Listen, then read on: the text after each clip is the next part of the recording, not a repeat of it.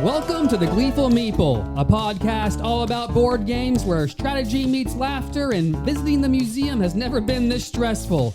In this episode, we're joined by a special guest to talk about the root of war games. We recall Darwin's journeys to the Galapagos Islands in this week's game of the show, Darwin's Journey. And you, the Gleeples, get to play along as the hosts get put in the hot seat with this week's game challenge. You'll need some specialized crewmates for the journey ahead, and don't forget to mail back correspondence while you're away because important discoveries are being made and the world needs to know. Hey, fellow travelers. This is James. I'm Emily. Hey, Dwayne's ready to play. I'm JP. And I'm JK, and I'm disturbed by the higher number of people with initials in this room right now. That's Doesn't interesting. everyone have initials? Well, not commonly. What? Not for public consumption, maybe. Wow. This might be the fastest this show has ever gone downhill. Well, a nickname y'all don't know me by, but everyone in my original JD? hometown does, is LJ.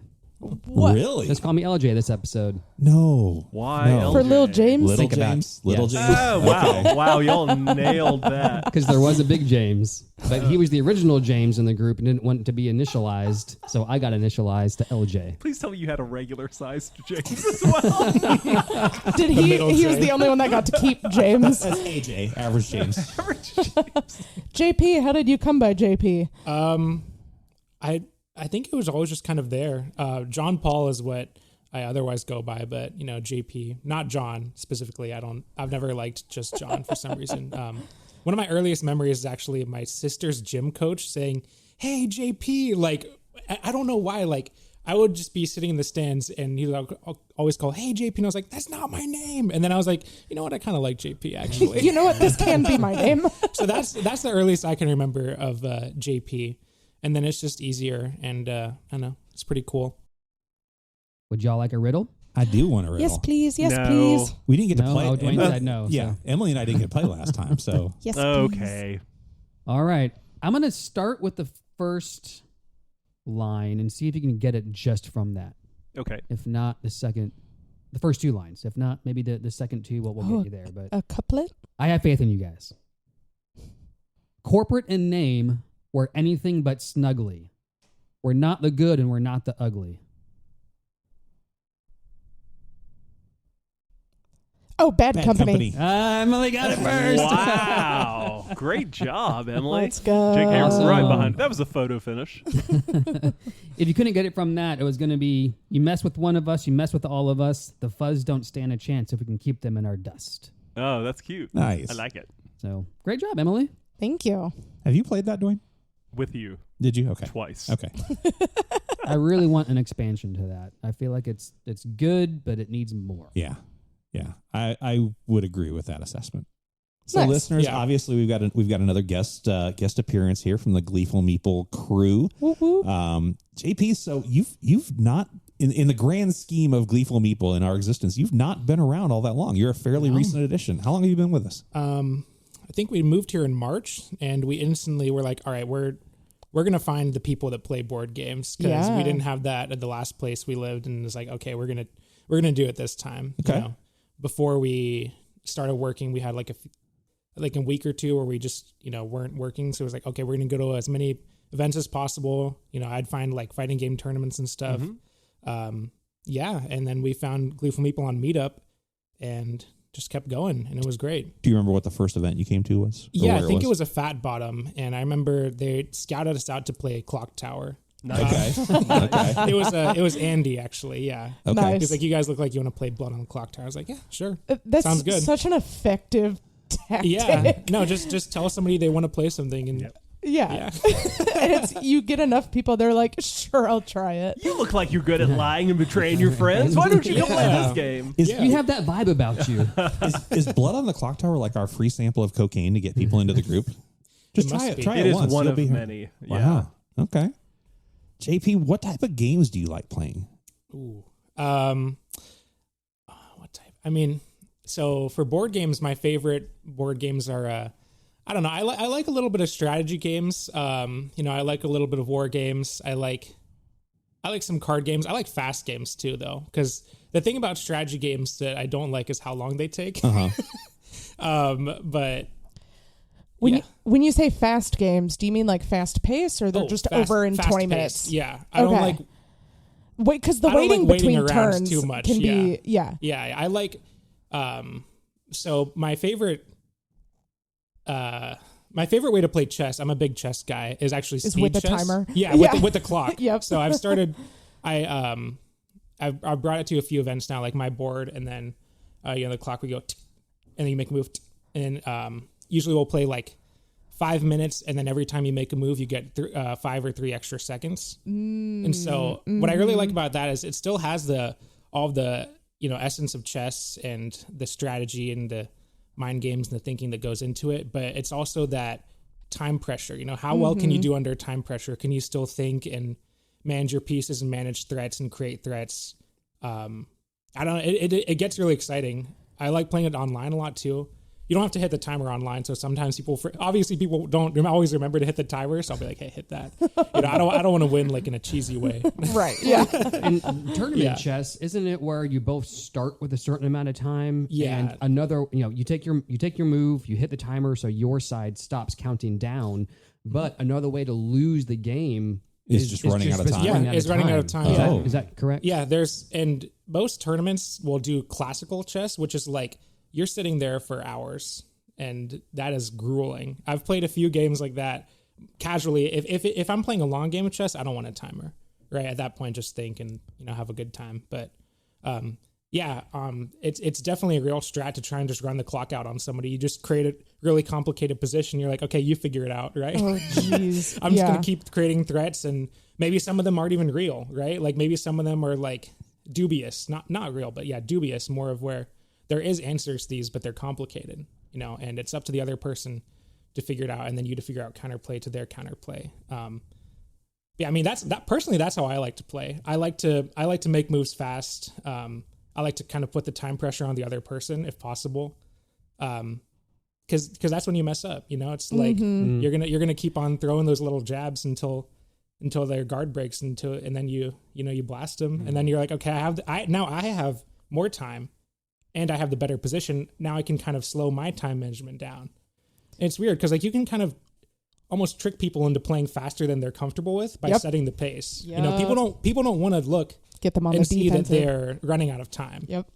Even if there is that 5-second increment where, if the position becomes kind of obvious, it'll be easy for you to figure out what your next few moves are. And then that banks you like 15 seconds, but it's hard to think about that in the moment. That's what Board Game Arena, if you play a real-time game, you can set like the pace of what you want to do. And so I'm playing this like simple little game called Lucky Numbers. And it's like, you're just trying to get these 4-leaf clovers onto your 4x4 board, and they have to go like left or right, like ascending. If you get timed out on BGA, that's going to be a hit to your reputation, which might impact how you like partner up and pair up with like randos. And it's like, I'm playing this game and I'm like suddenly realized I had accidentally like run the clock on myself. I forgot to hit confirm or something or other. And so then the rest of the game, I'm only given like 3 or 4 seconds a turn. And so I ended up losing because I made a bad call because of that pressure. And it's like, it was right there. I could have just ended this and then like, yeah. Yeah, I'd say for I don't know, it's weird because for some games I don't want a timer, right? Like for that instance, like if the game, I don't know, for me, like speed chess is like a game where it's like, okay, the time is part of it, the clock is a piece is what a lot of people will say. But for a game like on Board Game Arena Board Game Arena, right? Yes. It's like, I don't know, it feels almost kind of like, I don't want this other person to have like only 5 seconds because there's so much stuff you have to do. It just kind of feels like, I don't know, a little bad. I think I want to put a timer on people teaching me games. So that's what I would You got love. 20 minutes to get all these rules in before you lose me. Yeah. But my favorite is when games have a little cheat sheet card that you can look at. Yes. Yeah. So helpful. Dwayne's made a couple on his own of like, here's a really complicated rule book. Here is my own cheat sheet that I have developed so I can get through this quicker. Great. Yeah. Yeah. I love that. So that Euro where it takes, 15 minutes for it to come back around to your turn, not really your jam, huh? Well, it's kind of like, it is at the same time because I really like Twilight Imperium. I've only played 2 games of it. About to say. But yeah, I was like, we're hitting the spectrum. No, that game, yeah, it's a little bit hypocritical of me, I guess, but I love Twilight Imperium. And I've played twice, and both games took about, 6 or 7 hours. Yep. Were you playing 4th edition? Do you know? Yes. Yeah, because fourth that one with takes a little. 3rd edition cleans up in about 3 to 4 hours. 4th edition could be more of a day event. Not to mention the 2 hours it took us to learn. Oh, Yeah. jeez. I think the unique thing about TI, though, is that when it's not your turn, the stuff the other players are doing not only matters to you in a strategy sense, which a lot of Euro games are like that, but also affects you directly. I mean, it can not be your turn, and they engage with battle. With you. You can't just Right? hang out and be on your phone. Yeah. So it's not like 15, 20 minutes are passing, and you're not involved at all, which a lot of Euros are like that. Yeah.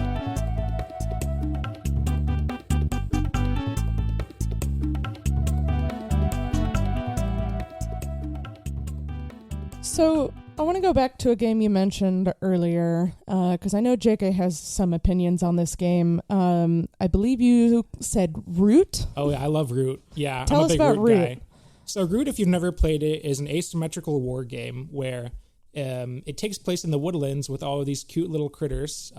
There's the cats, there's the birds, there's the woodland lions, which are a collection of things like rabbits, foxes, mice, and then there's the vagabond. And the cool thing about Root is that nobody plays this. No faction plays the same. So, and Root, the cats are going to be your general, like, I build buildings, I build them out of wood, so I need wood as my resource to build, and then I recruit to where I build, and I craft where I build, and things like that. And I want to get a large amount of people on the board. They start with the most troops on the board, and so they're the most obvious target, right? The cats. Marquise de Cat is their official name.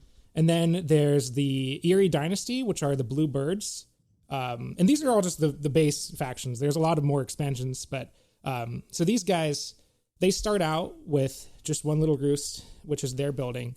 And their whole thing is that they have to keep putting in cards which have suits into their decree, which has to recruit, to move, to battle, and to build. And every turn you have to put at least one more card in this decree, and you have to fulfill those orders based on the suits, and all of the places on the map will have suits. And if you don't fulfill them by not being like physically able to, then your action economy comes crashing down back to only 2 actions. So they're very much like, they can have like a very explosive start, but then they can really like get messed fizzle up. out. Yeah, they can really get messed up. They're the only faction that can lose victory points in the game, but I personally like them a lot because there's so many, there's a lot of different ways to play them. But yeah, they're cool because they have the rising action economy. And then, I mean, at some points in some strategies, you almost know that you want to, it's called turmoiling at some point, because either it's inevitable or it's part of your strategy. You want to switch to a different leader with a different ability. But those guys are very cool. And then there's the Vagabond, which is just one guy.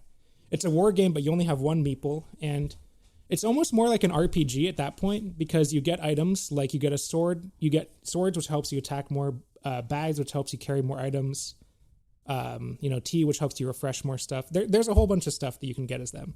You can't ever die, but people damage your stuff.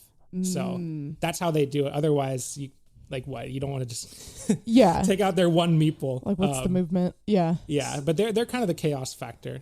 So I have never played Root, so I have questions. Is there actual combat in the game? Oh yeah, the combat resolved by die chunking combat. This sounds delightful. Dice, yeah. It can definitely be stressful, and I'll talk about the next faction, which has probably like one of the most annoying abilities in the game, and this is the Woodland Alliance. And their whole thing is that they don't start with any warriors. They start out by spreading sympathy throughout the clearings, and then and then once you have enough sympathy, you can revolt and you destroy everything there, and then you set up your base of operations, right? And what's annoying about these guys is, despite the fact that they have probably the least amount of warriors, aside from Vagabond, which doesn't count, is that when you attack en route, let's say I'm attacking you, we both roll dice.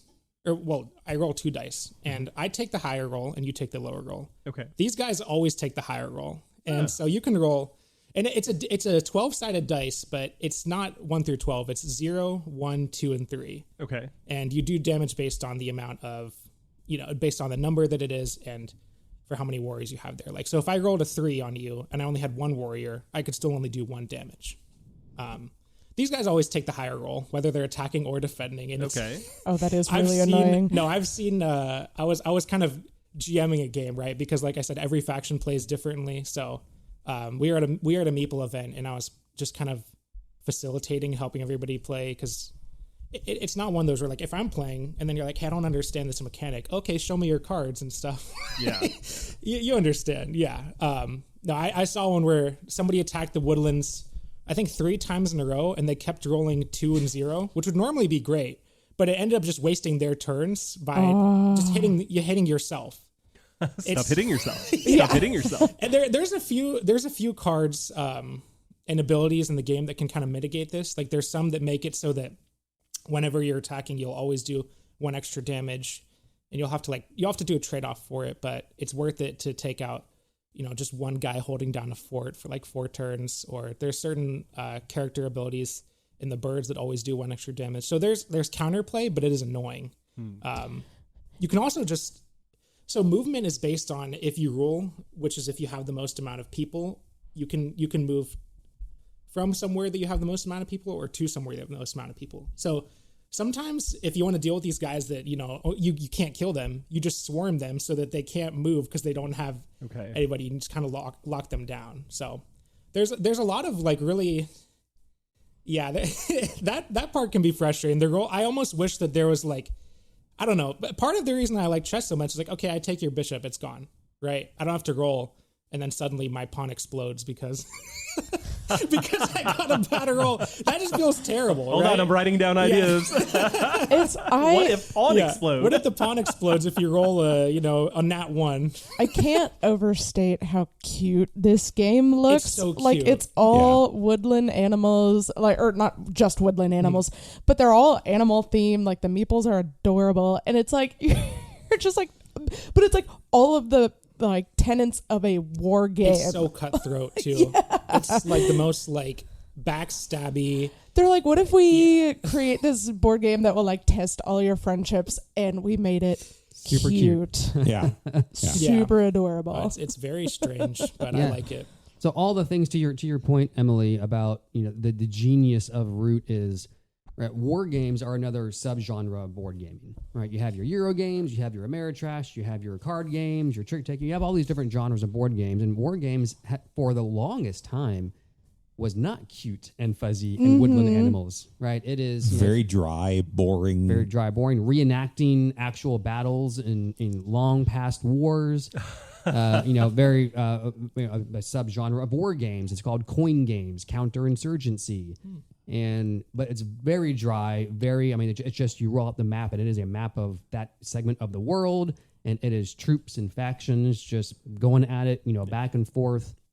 But the way you describe chess, it's kind of the same thing, cause and effect. Your opponent takes a move, then you have to react, and you're trying to take over areas, and you have your squads of units. Many times you have when you make a quote unquote move, you're moving multiple people into another area.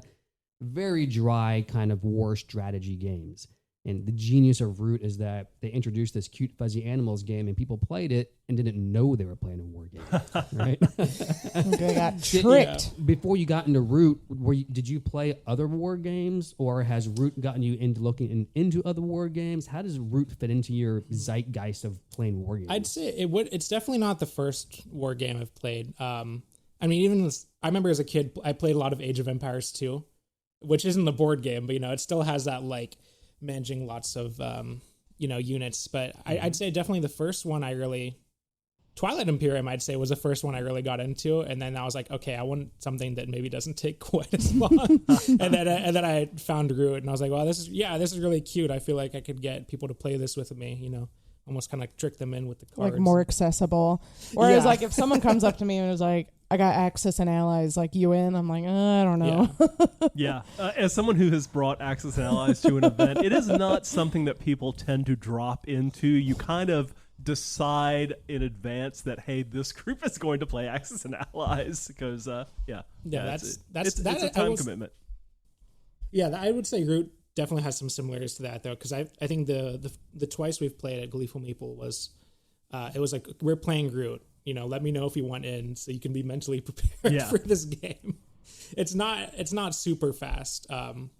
War Chest is another great one. I'm not sure if you played that. I like that one a lot. It's a lot faster. You draft units and then you draw bags. War Chest is great. Little two player kind of chess style game, really. With it's a the bag poker builder. chips. Poker chips. Yeah. All your units are poker chips, and as you draw them out, you have a limited number of units.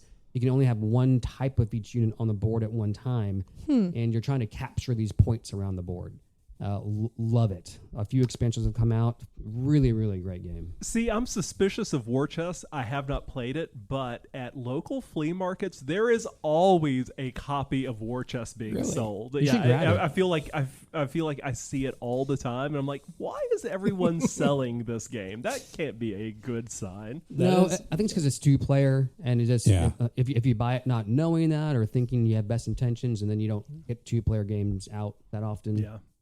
I can see that. There's a way to play it 4 players. The map has this. It's almost like in tennis where you don't use the 2 sides. Okay.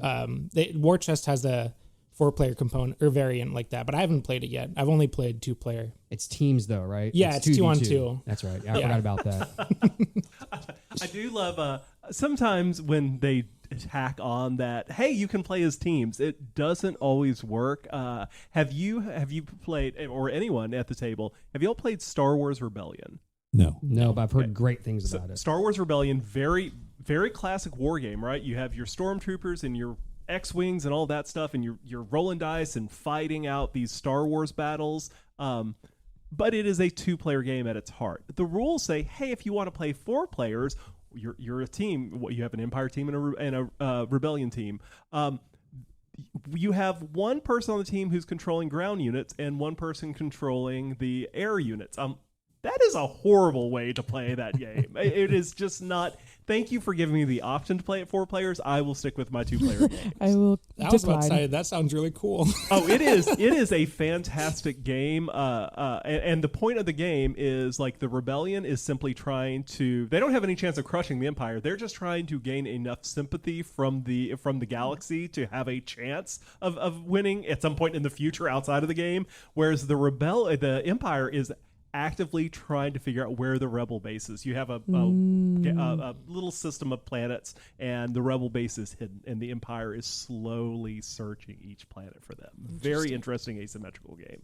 I do want to bring up some criticism of Root. Oh, go for it. And I'm grateful that you actually taught it at a couple events, because a couple people came to me and said, hey, JP's going to teach Root. What do you know about Root? I was like, you should play it. It's a fun game. I actually picked up a copy of Root at TGD one year. Somebody was selling it with a couple expansions. I played it. I learned it. I will also give a lot of credit to Root's digital app, which is fantastic. It's one of the few games that I probably looked at and said, this is better on the app. My criticism of Root, and I've got a couple other games in my collection that I'm finding I'm in this same boat with, is yes, it's asymmetrical.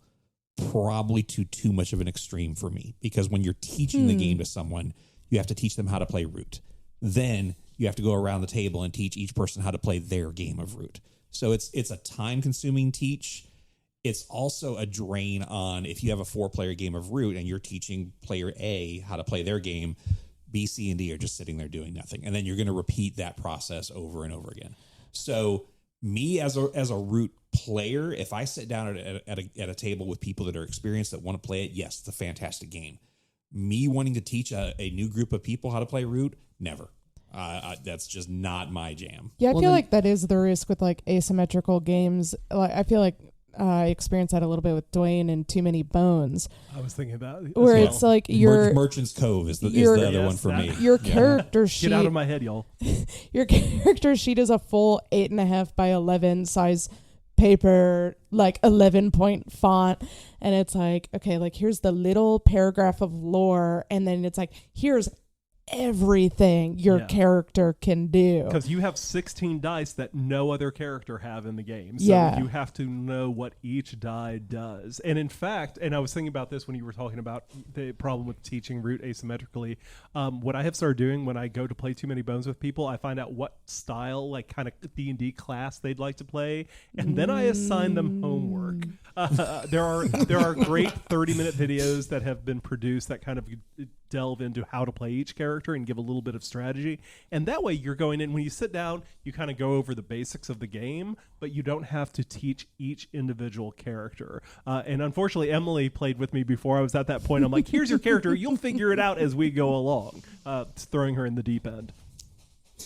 And that just goes to show, like, I mean, how sugary coated this war game is that has made its way into the popular space of playing modern board games, because that kind of like pre-research on playing a game honestly isn't that uncommon in war games and super heavy games, because you have a lot of time that you need to save. But when you see this cute game come out at a game night, you don't expect that to be the case. Ooh, I like cats.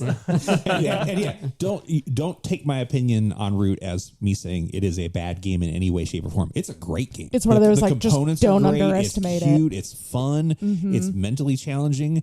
I just don't want to ever teach it to anyone ever. No, it's an investment for sure. Yeah. What's funny is I 100% agree with you on literally everything you said. In fact, the digital game. So the first, I've had like strange encounters with Root. The first time I saw it was at a bar that me, Shelly, and two of our friends were at. And like the other games at this bar, because they always have games like, they've got Cards Against Humanity. Cards Against Humanity, Scrabble.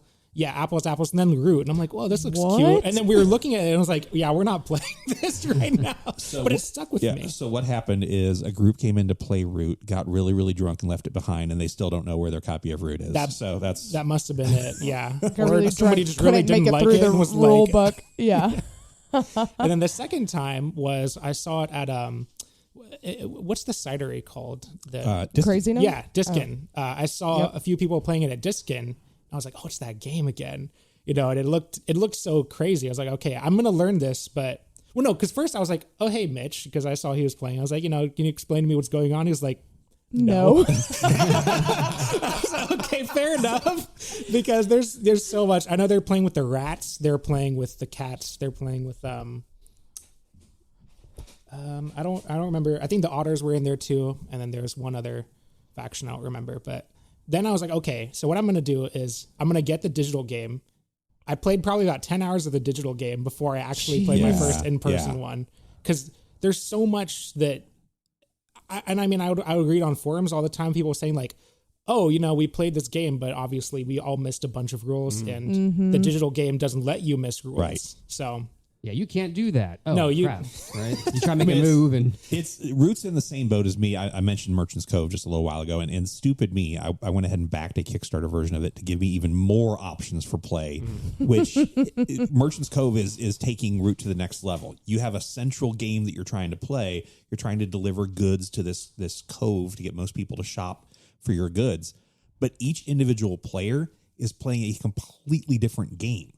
One of them is area control. One of them is potion explosion. One of them is it's there's like a roll and write mechanic for one of them. I think. Yeah. Each player is completely different than the others, and so it's really hard to say, okay, let me stop and let me explain all around the table what you're going to play. It's a pretty game and it's fun. It's not quite to the level of Root, but I'm kind of kicking myself for having backed that because I don't want to teach that one either. I'll learn it with you if you want. I don't mind teaching. Is the thing like I don't know. I find it kind of fun. I mean, I don't know. Root is definitely weird though, because there's stuff where, the Woodland Alliance scores completely differently from everyone else. They score with sympathy. They don't even score with like, their focus isn't as much to destroy other people's buildings, which you would think for a war game is your primary objective, right? So like, even if I'm a new time player and I'm playing another one, I'm like, wait, how is this guy going from 10 victory points to 20 in one turn? You didn't explain that to me. It's like, no, I didn't, because we would have been sitting here for an hour. Well, so to that point, and I think where Merchant's Cove is a little bit different is that with Root, you need to know how everyone else's character plays. Because if you make a move not knowing that they win differently than you do, It could be beneficial to them. Yeah, exactly. Yeah. Merchant's Cove, you don't need to do that, right? For teaching, I think it's just as bad as Root because everyone's literally playing their own little mini game. Yeah. But your goal in Merchant's Cove, the mini game that everyone's playing and they're kind of on their own little board is for the same goal of like getting resources, getting some stuff where you'll then use out on the main board. Sure. The end result of what you're doing doesn't change. Doesn't change. Yeah. The main board, everyone's doing the exact same thing, and there's nothing unique about that. You're just playing your own mini game to get the stuff you need to then use it on the mini board. But you all have the same end game goals. It's victory points, all that kind of stuff. For the most part, if you and I are playing, James, I don't care how you're doing your stuff on your personal board. I'm just interested in what you're doing on the main board. Whereas I could see, not even having played Root in the past, I can see where, I really need to know how that faction works that I'm interacting. That's encroaching on my area. So you were saying earlier, JK, that right while you're teaching yours, player B, C, D just sits there and waits. It's a big ask of all the players because they actually have to pay attention to every single teach for every single faction. Otherwise, you're going to lose the game not knowing you're losing the game. That's true, too, yeah. No, that's a classic, right? People don't understand that the Woodland Alliance can revolt and just destroy everything on a space, and they're like, why did that just happen? Well, that's their ability. And if I knew they could do that, I wouldn't have done this. Exactly. If you knew they would have done that, then you would have known to attack this certain square. But since you didn't, now you're 2 moves behind everybody else, and that's never fun. Mm-hmm. So it's got a lot they could work on. Coming from experiences with like other war games, do you start to see kind of like strategy from one game to the next? Like I think about like the more that I've been a part of this group, like deck builders are really kind of like what I gravitate towards. And so it's like once I play my 10th deck builder, there's not really a whole lot of new mechanics that I need to be taught. Did you find that kind of like transfer of knowledge from your experiences? Like war games seems to be like a blind spot for me, and like it seems a little overwhelming listening to Root, but I'm like, maybe I'll dive in one day and try it out. Yeah, I'd say it's definitely one that like if you want to try it out, there's usually a sale on the digital game where I think you can buy it for about $5, whereas the physical game is like 50 or something. I cannot recommend the digital game enough. It is so good. There's also a lot of good single player challenges in it. The AI is not the best, but like whatever. It's great for learning. Yeah, I was about to say, it's like I'm not playing the AI to like prove I'm a good board gamer. I'm playing to learn the game. I would argue, and I've made this stance on this show, that digital board games is not my jam. The digital implementation of Root is probably the best that I've seen. Nice. Yeah, it's great. It also keeps too, like the art style is still really cute. Music's pretty good. Yeah, I mean there's like a few bugs in it, but I'm not going to go into detail on that. But you could. Okay, no, the one I will go into, and there's a timer bug where it goes tick, tick, tick, tick, tick, and like I don't know, it doesn't stop, and it drives me crazy. Am I watching 60 Minutes? What is happening? Like, because it'll try and hurry people along, right? And like half the time it doesn't even skip your turn, even if you see the timer go all the way down. I don't know. Anyway, that part of it is crazy, and I don't like it. Unnecessary added pressure. Yeah. Direwolf Games, please fix that. Meta or like strategies beyond board games. From war game to war strategies, war game to war game. I mean, I feel like this one's definitely not a fun strategy, right? But like, and pretty much, and I mean, Munchkin's probably it's not a war game, but classic Munchkin, whoever looks like they're winning is going to lose, right? Mm-hmm. I found that most games like, Root, Twilight Imperium, any war game that's with more than 2 people, it's like, it turns into crab bucket pretty quickly, near the end anyway. And so you never want to look like you're winning, nice. Right? It's that old Sun Tzu quote where it's like, appear strong when you are weak, appear weak when you are strong, right? If you're winning, you want to be winning by like 2 victory points max, because otherwise everyone's going to gang up on you, and then all of a sudden the person that was in second or third, they don't have to use any of their cards to block attacks or whatever, right? Because that's how it is in most games. Now they've got all of their actions that they can just swoop ahead, while the former first place guys is still fighting people off because maybe also they've angered somebody too. That's another thing is you can't, in most war games, it pays to be nice, like. Have you played Onitama? No, I've seen that though. Yeah, you It's explain. very chess-like. Yes. You play with a reduced number of pieces. I think you have 5 pieces or 6 pieces in the game, but their movement is entirely based upon a grid system. That when it's your turn, you have 2 possible movements you can make in front of you. The one you choose to make gets passed around the table and is eventually going to make its way to the other player's hand. So you're very limited in what you have. Not only are you trying to figure out how to move across the board, but you're gauging which card is going to be where. What am I going to have available to me? It's brilliant. I need to bring that out and we'll play it sometime. I'd love to. I've looked at that. Because it seems like a lot of it's very chess-like, but a big criticism people have of chess, and I understand it, and I kind of have it too a little bit, is how much theory there is. There's a lot of theory in chess, especially when you get to the tournament level, which I'm not at. But like people will just have, they'll have some like 15 moves lined up. I will for sure bring that to an event. You need to try that one. That's so we're not going to be calling you Grandmaster JP in a few months. No, not even in a few years. Sounds like we his might rap have to name. just start calling you that because it sounds so good. Yeah. Or you could just shorten it, GMJP. Just get the 4 letters going. Too many initials. There's actually one more war game I want to bring up. It made me think of it. Have any of y'all ever played Diplomacy? I've have not heard so much about that. Yeah, game. I have not played it because I have heard it's a friendship ender. It is. It is like Mario Party on steroids. I was about to say, on a level of 0 to Mario Party.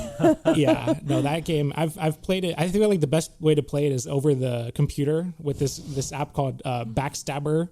Nice. Right, where you're literally like sending emails, and so what I like about it is that you're essentially sending posts that's like, "Hello, like Turkey, I promise I won't attack you this turn," and then you have to wait like a full day. But that game, I haven't played that in a while because that is, I don't know, it's definitely really old. It's Isn't it really dated. long? It is super long. If you play it in person, it probably takes about as long as TI. Yeah. I think a little bit 8 too hours, much 9 table hours. talk. Yeah, nope. That is Yeah. one on my list that I would like to try. I actually owned a copy for a hot minute because I found it's been published many, many times, and I found a copy that was better than the current copy, and so I resold it because I couldn't just hold on to it for what people were offering for that. But I would really like to get that game in one day. You've mentioned TI a few times, Twilight Imperium. I'd say that's one of those games that bridges it's war game, and for any of y'all listening that maybe all this war game conversation has piqued your interest. Another genre of board games is 4X games, and it's pseudo war game. Some of them lean more on that war game side, but it's 4X for exploit, expand, explore, and exterminate. But it has a lot of that same... What about examine? Examine gets screwed over there.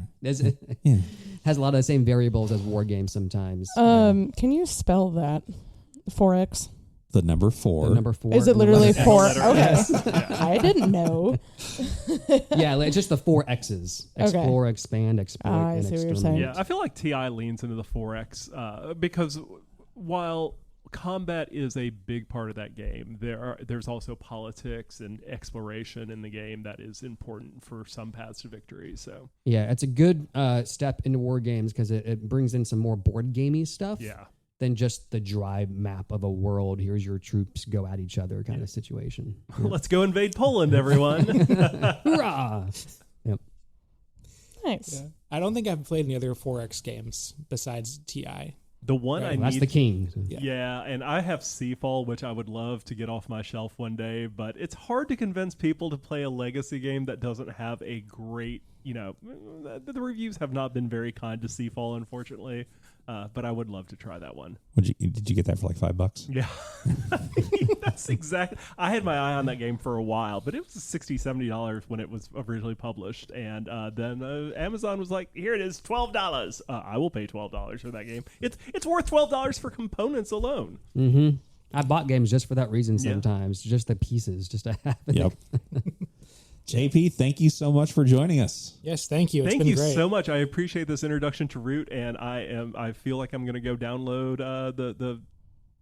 The app. The digital app. Thank Yeah. you, Yes. the digital app, Yeah. and try this out. And we'll do Onitama the next event. Yes. Yeah, let's thank do you it. so much, JP. Thanks, JP. Thank you, everybody.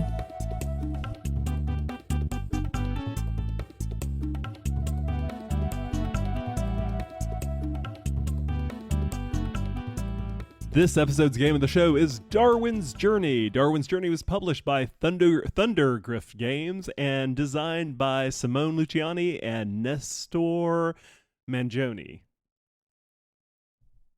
The art is by Paolo Voto. Plays 1 to 4 players, but it's at its most gleeful at 3 players. JK, walk us through how to play Darwin's Journey. Oh my gosh, there's a lot to this game. Good luck, JK. Yeah, thanks. At its heart, it is a worker placement game, and each turn you are going to take one of your workers and send them to one of several areas on the board.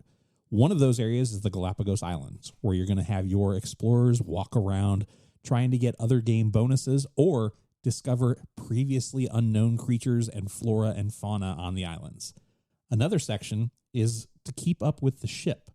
There's a ship that's gradually pulling away from you throughout the game that's going to cause you pain and penalties if you don't at least match it. Another section is correspondence. You're wanting to send letters back to home telling people about what you found. And the last section is seals. Seals expand where your workers can go on the board. Now, outside of those 4 main areas, there's also a research track to kind of look over and explore the animals that you found on the islands. Doing so either gets you additional knowledge that you can put towards your published book on evolution or helps your funding. Essentially, those are the actions of the game with a few more kind of tucked in on the side that kind of help you along the way. But that's really it. It's a big board. There's a lot to take in all at once.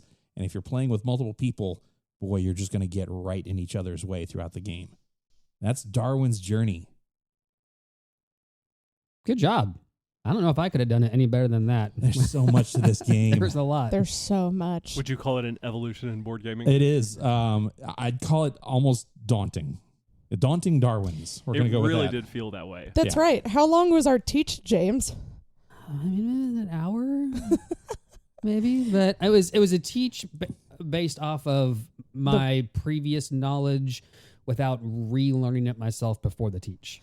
So a lot of it was kind of just like us looking through the rule book and like, here's what every single symbol could ever mean. Yeah, which you kind of need to know. It's not one of those games where you can leave anything out on the front end because it could really screw somebody over.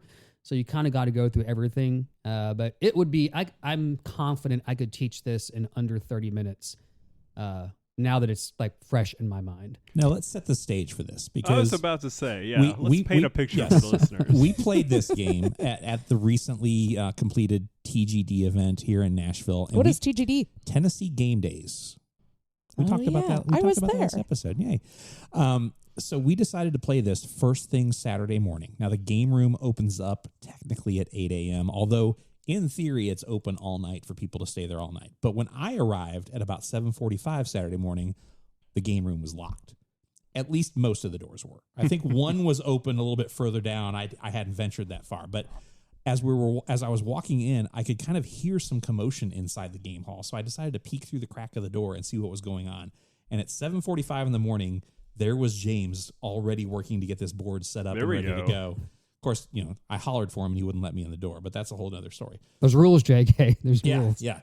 When I get in the door, I finally get to see what we're playing, and I look at this board, and all I can think is, oh, this is going to take all day.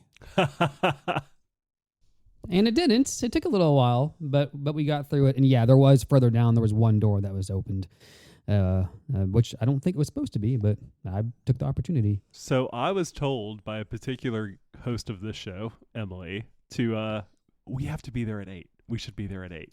To the point where Emily took my phone and set an alarm for me for like not just one alarm. 7. Yeah, a couple alarms, several alarms, one might say. When I pull up at 8, there's no Emily in the parking lot. Shade. About that time, I get a phone call. I'm still a little bit away. Okay. But it gave us time to set up.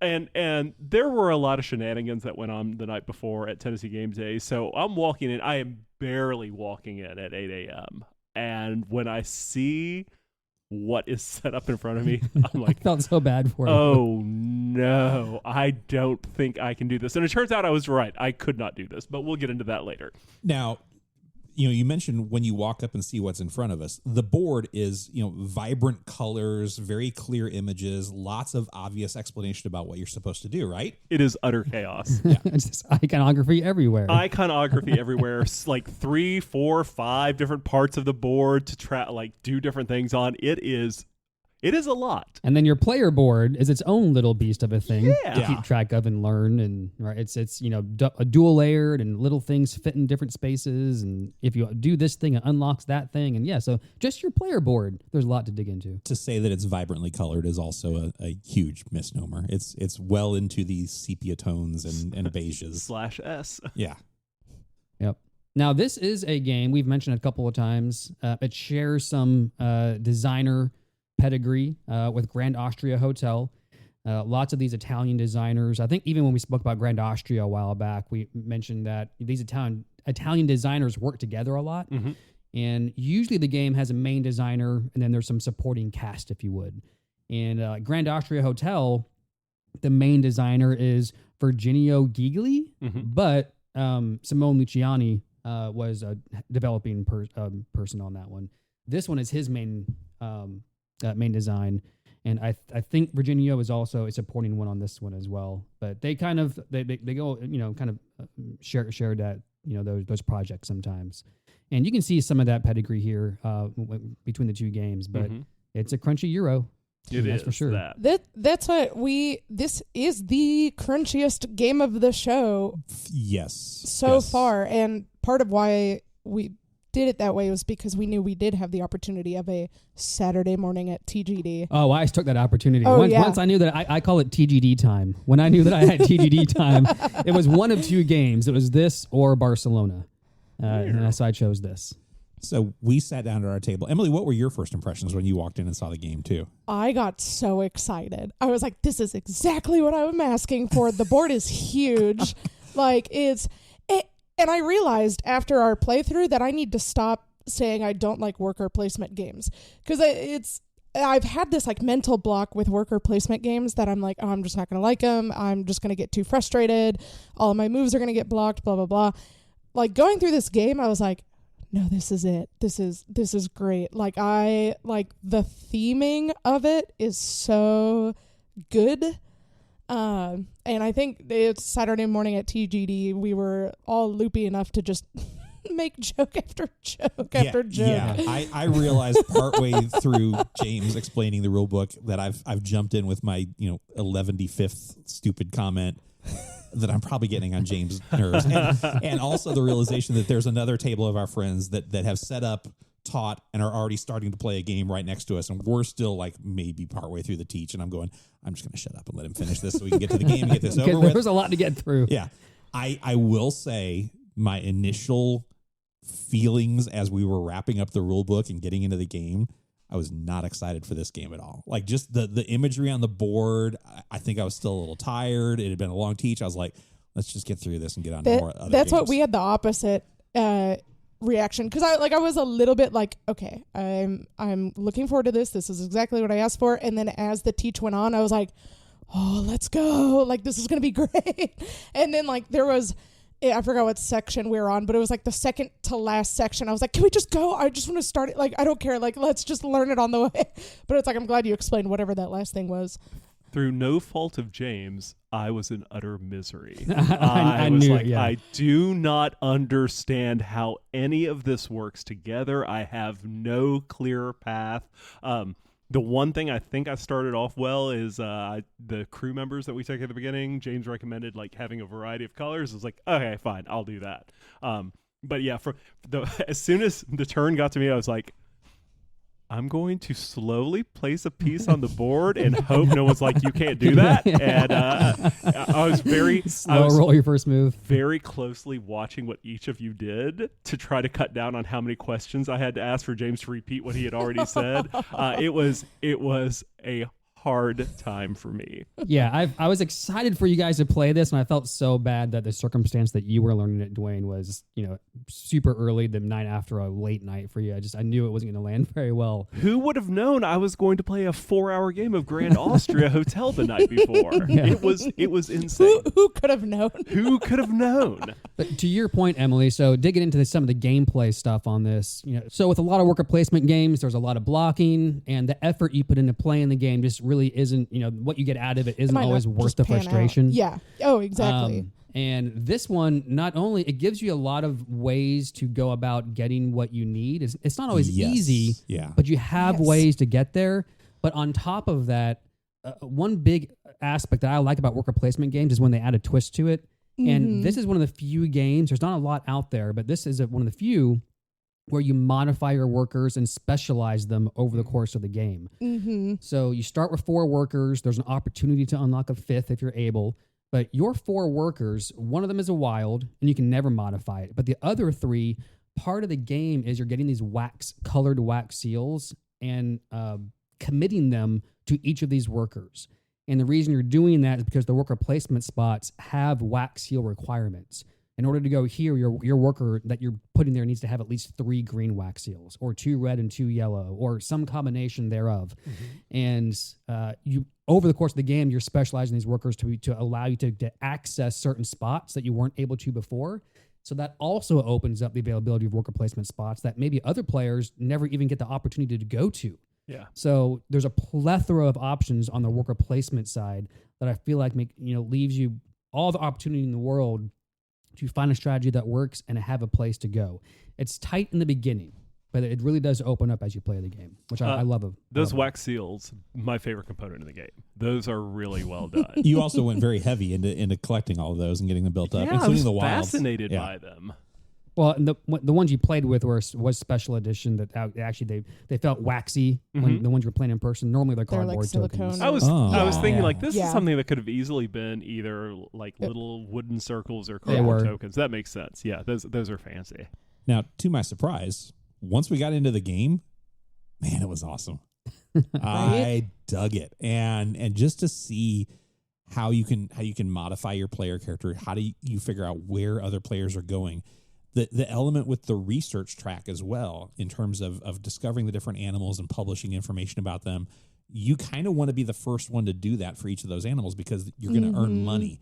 But once that's done, once everybody has started to publish their animals, then money gets real tight. Money gets tight, but you start to get the ability to gain knowledge towards your book on evolution. And so that section of the board kind of modifies throughout the game and changes the scope of how you're playing. That was a neat little element. Well, and it's really neat that it's kind of a semi-co-op area of the game because that theory of evolution track is a multiplier for endgame scoring, but that multiplier is added to based off of all the contributions to the museum. Yeah. And there's only one museum. You don't each have your own museum area. So we're all contributing stuff to this one museum, which directly dictates the strength of the endgame scoring. So if one person goes heavy on the Book of Evolution track, but none of the other 3 players assisted in adding to the museum, it's not going to go very well for them. That's where those correspondence that was mentioned earlier, those can have variable bonuses. So you want to put your stamps on the letters, and then at the end of the round, if you have the most stamps in that area, you get like the first, the lead bonus, and then second place gets the second place bonus.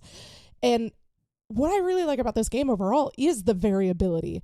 There's end of round bonuses, the correspondence bonuses, the extra areas.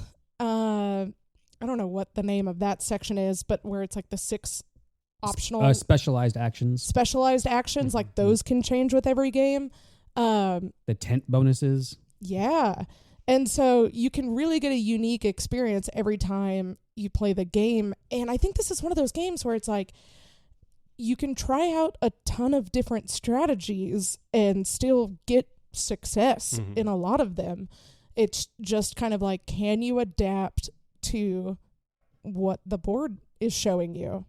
and what the players are doing the turn before you when you had something amazing planned, and someone comes in and snipes it right out in front of your brain. I'm so frustrated. So what James is devolving about, I think this is also a podcast first that after we had played this game, we decided to immediately play it again.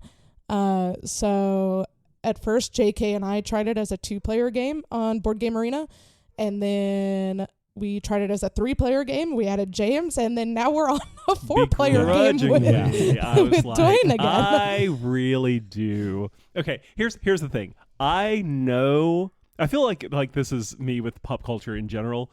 I know when something is like good and why it's good, and when I'm the problem. I was the problem with Darwin's Journey. I was having a bit of a bad day, a bit of sleepyhead. And again, no fault of James. I just had a miserable time because of choices I made. I really, really wanted to sit down and play it again. And when Emily and JK started playing online, I was like, I'm going to butt into one of their games eventually. And Emily invited me over the weekend. And so far, I'm having it. We kind of got into the real good bits of it today. Yeah.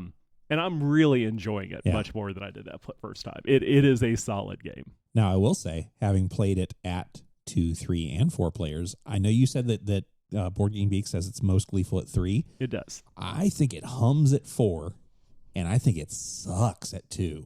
Yeah. It's very challenging It was at not 2. good at 2. Yeah. It was, so like in JK's and I's game, like the money becomes like way more of an issue. Yeah.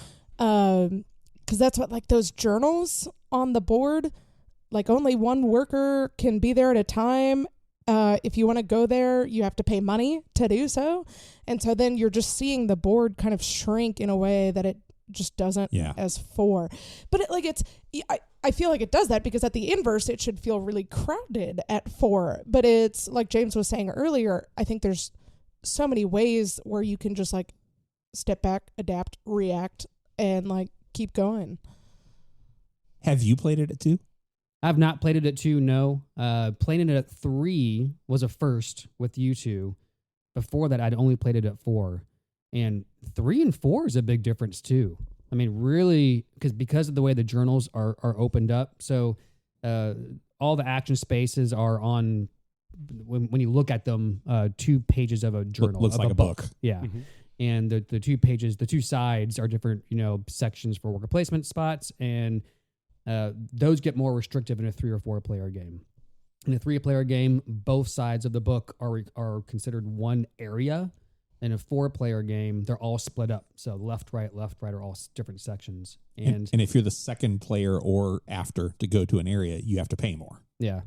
And in a 3-player game, with it being both sides of the book, it felt a little bit more hurtful when you had to pay more often. In a 4-player game, they restrict it because there's more players, but it just gave it a different feel for sure in terms of the money economy. That's what, like, I can't think of another game that has such a different experience depending on how many players. Yeah. Like that felt like a first for me. Yeah. I mean, I went from our experience at TGD playing it with the 3 of you, loving the game, to almost immediately you and I jumped into that 2-player game, and halfway through it I went, oh, this could end anytime. I'm over this. So don't play it at 2. That's my recommendation. Yeah, a neat thing about having more players is how it affects your actions in certain spaces. So the islands, when you go to visit the Galapagos Islands, you have separate little explorer meeples that you send over that island along a path. And you can move a certain number of spaces. Well, if someone's already on a space, you leapfrog over them. And normally, if you're by yourself, 3 movement is just 3 spaces forward. But if 2 people are already ahead of you, you can end up at like the 7th spot, on the islands for your very first movement on that island. Reaping some big bonuses on your first move. Yeah, because you leapfrogged over multiple other people. And so the more that are involved in that, that's actually a strategy I just used in our current game to get me to hopefully overcome what was a slow first round. But like I got pretty far along on the track at this point because I was leapfrogging, and it helped a lot. And that would not have been possible in a 2-player game. Yeah, that's what this has, like a variable turn order. And that is kind of like I feel like going last is not a death sentence. There are things that mitigate it, and you just have to use that to your advantage. Or like if there's something that someone's about to discover a specimen, then immediately like get that first player turn order for the next round. And a little cash. Yeah. Yeah, another nice thing about this is that those extra little actions that they're not main action spots, like go exploring, move your boat. You can get, turn order, to set yourself up for the next round. You can go get another objective. But with those other actions, you also get some coinage. So it doesn't feel like you're like, oh, I got to waste an entire turn just to go get turn order. Like, no, I get a couple coins, which can be huge because money can be tight. How about negatives? I think I already mentioned mine with the 2-player game was not my favorite. This one definitely has kind of a higher learning curve. Yes. So this one is not as accessible as some of the other games we've covered on the show. But that doesn't mean it's not worth it. Like it's on Board Game Arena, and I think it's definitely worth checking it out if you are like a little sticker struck when looking to purchase plays it. will be helpful on this one. There's a lot to take in, and you do need to plan ahead, and you do need to know when you look at other players' board states what it all means, so you don't make a decision that that just is pointless because so and so has already done X, Y, Z. So you're not only looking at your own board, the main board, but also players' boards. And the more you know the game, it all happens very quickly. You can take a glance and just get the whole picture. But multiple plays. If you're playing against somebody who's played it quite a few times, you'll have an uphill battle. Yeah. Negatives for me is definitely the 2-player variant. It's not as much fun with more. And also, I know the artwork is period and theme appropriate, but it is many shades of brown. It's not very exciting to look at. Initially, when I saw it, I just kind of went, oh. That's where I really like the color of the specimens and the wax the seals. only thing it highlights, and like little the bursts of color workers. out of it. No, they use it sparingly, and I think it's effective. Very nice. Dwayne, anything from you? I almost wish there had been a more basic version of the game for my first time out. But even playing on Board Game Arena has helped me learn better what my options are in the game. It was just a lot to take in all at once.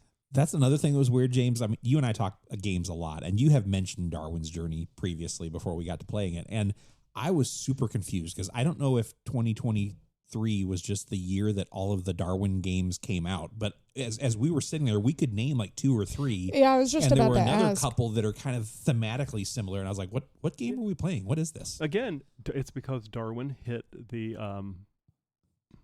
Public domain? Yeah, Darwin hit A the real public domain person? in 2023.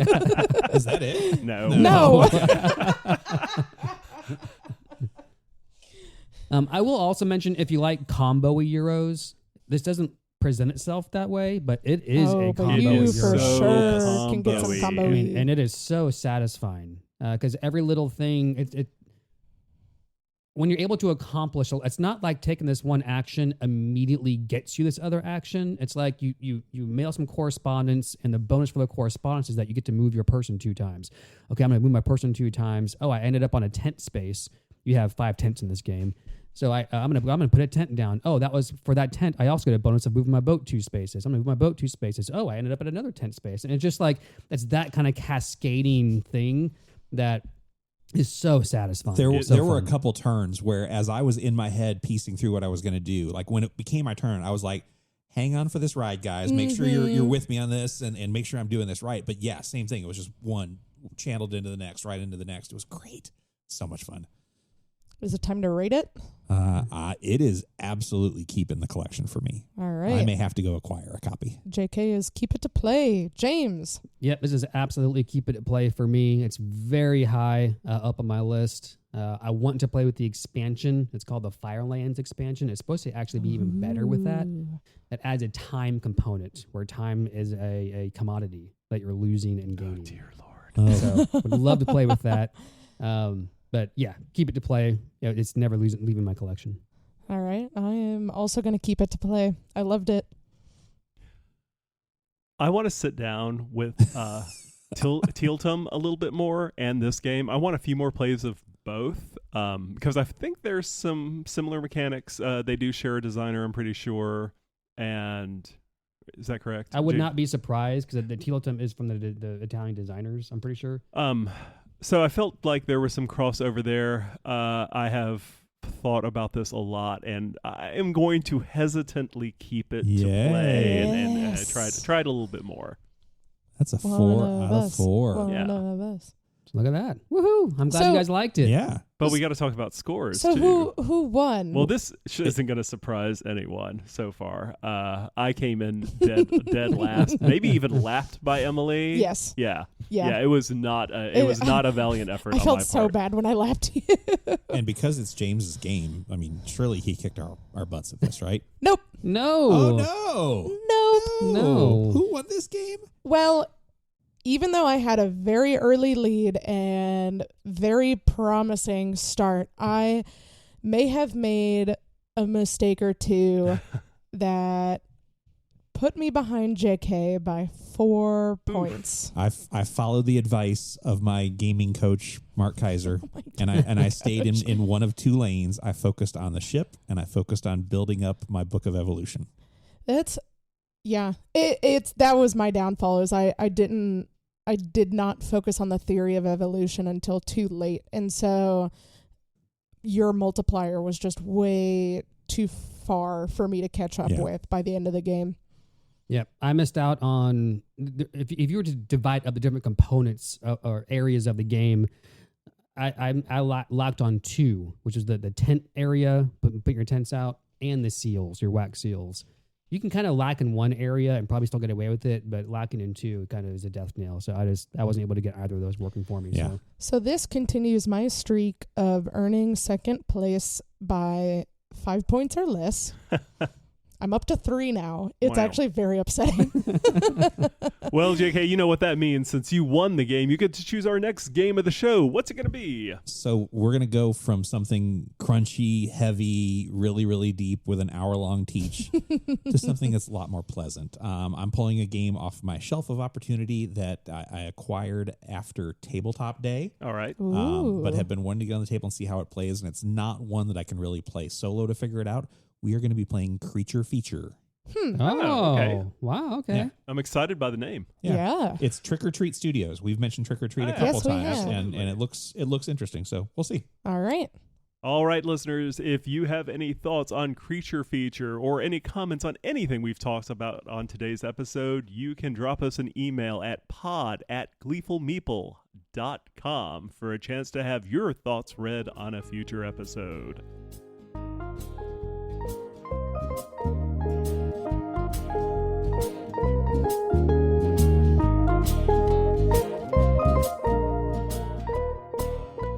So, I think we've talked enough about games that it's time to play a game on air. No, not a board game, a game about board games. This week, James has brought us a game challenge. I have brought a game challenge, and I'm doing a callback. I know, it's already doing callback episodes. is that self-serving? I don't know. Way back at episode 1. We're going to return to the peanut game. Oh, no. I am not good at I'm almost as bad at the peanut game as I am at Darwin's Journey. I don't know. The fun of watching James struggle over saying the word peanut over and over again makes this game way entertaining. A peanut by another name. For those new listeners that weren't here the first go around, I have taken a few different games and snippets from the rule book and replaced a bunch of those snippets with the word peanut. And the hosts need to figure out what game am I talking about? What rules do these rules pertain to?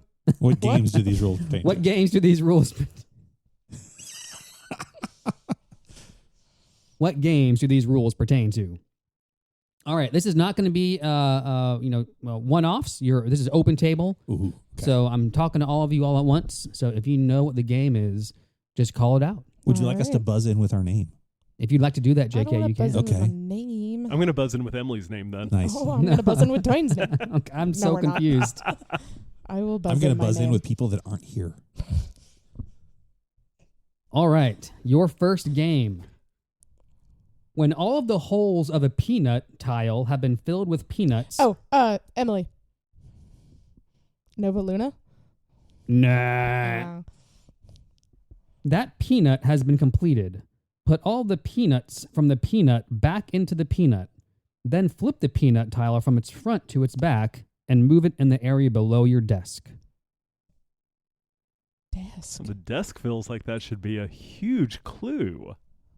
And holes. When all the holes of a Gizmos? peanut... Nope. Oh. When all of the holes of a peanut tile... Oh, I got potion explosion. It is potion explosion. Good job, Dwayne. Thank you. Gizmos was so Gizmos close. gave it to I thought that was a JK. good I was one. like, there are definitely marbles in this game. Yeah. All right. An X number of points to Dwayne that we're not keeping track of. All right. Congratulations. Next game. Choose a peanut from either of the two ends of whichever peanut you prefer. Scout. Oh, no. The peanuts between the ends along the peanut are not available.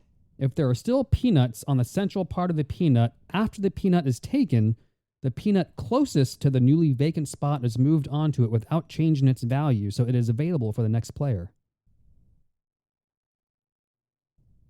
Bonanza? No. Okay, so we got ends that we're taking from. I feel like Scout was a good guess. Yeah. Oh, as soon as he finished the sentence, I was like, nope, it's not Scout, but my brain's going to say it anyway. Choose a peanut from either of the two ends of whichever peanut you prefer. The peanuts between the ends along the peanut are not available. If there are still peanuts... Is this White Castle? It is White Castle, Dwayne. Nice. Just on a roll today. All right. Man. I'm having my peanut comeback, y'all. Nice. Dwayne's had sleep. Yeah, this is Dwayne with sweep. We're all in trouble. All right. Next one is, if you do not have enough peanut to pay for your excess peanut, you pay all the peanut you have and immediately peanut out. Move the peanut back to the first available space before the peanut line that caused the peanut out. Heat.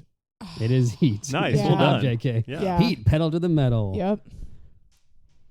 This one might be a little bit more challenging. This is the last one. Okay.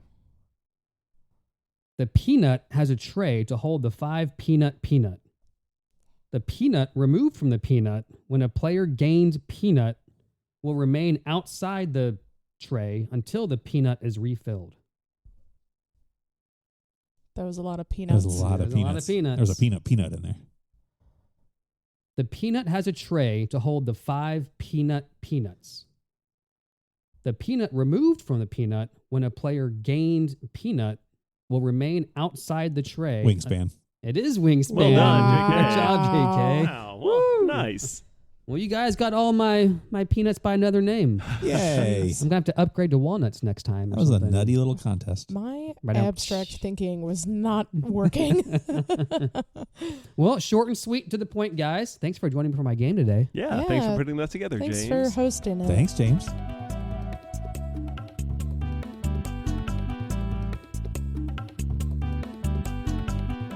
Does that do it for this episode, guys? I think we did it. Oh my God, we did it. Yay! Hey, before we thank our sponsor for this episode, I have recently learned that a previous sponsor, Arthur Treacher's Fish and Chips, is actually still in business to a They small are. degree. Yeah. So we would like to send a shout out to Arthur Treachers and ask them, please don't sue us. If you want to actually sponsor us, that would be great. I like your fish and chips. That was good back in the day. We're going to thank today's sponsor, Farrell's Ice Cream Parlor. Anybody ever had a birthday at Farrell's Ice Cream Parlor? No. Oh my God, you guys are missing out. It was great. It was like a 1920s, 1930s themed ragtime place. They would bring out the cake on these large benches and everybody would sing to you. It was super nutty.